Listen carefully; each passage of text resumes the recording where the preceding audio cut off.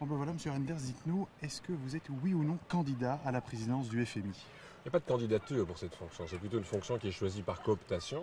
Ce que je souhaite, c'est que l'Europe se mette d'accord sur une candidate ou un candidat.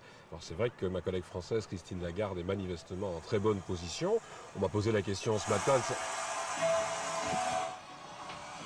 va être compliqué à mon avis. Enfin, je pense que c'est bien. Je pense que le réflexe était bon. Pas de problème. C'est calme, c'est calme, bienvenue à Cannes. On va te reprendre. On va avoir un bon micro. Même crier plus fort, ça tourne.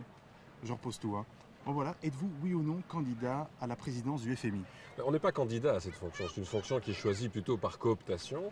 Ce que je souhaite, c'est qu'il y ait une candidate ou un candidat européen choisi par consensus. Alors ma collègue française, Christine Lagarde, est en bonne position manifestement pour être soutenue par la France, par l'Allemagne.